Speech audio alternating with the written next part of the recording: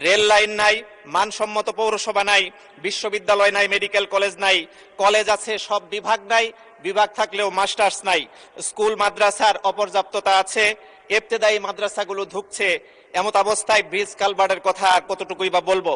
মাননীয় স্পিকার, বিভিন্ন জন বিভিন্নভাবে, কেউ এলাকা, কেউ আপনার সাথে পার্সোনাল সম্পর্ক, নানানভাবে সময় বেশি নিয়েছেন। আমি কোনভাবে নিব জানি না, তবে আমার অবহেলিত এলাকা শেরপুরের জন্য কিছু কথা বলতে চাই। এজন্য যদি আমাকে কিছু সময় একটু বাড়িয়ে দেওয়া হয়। মাননীয় সদস্য, আমার সাথে যোগাযোগ করে কেউ সময় বাড়াতে পারে না। সময় দেয় আপনাদের হুইপরা। যাও, 1 মিনিট বলেন, আর 1 মিনিটে কমপ্লিট পাচারকৃত করেন। টাকা ফেরত আনতে হবে, ফ্যাসিবাদের বিচার করতে হবে। সাগর রুনি সহ বিগত দিনে অনেকগুলো মামলা আমাদের সামনে এখনো পর্যন্ত আছে।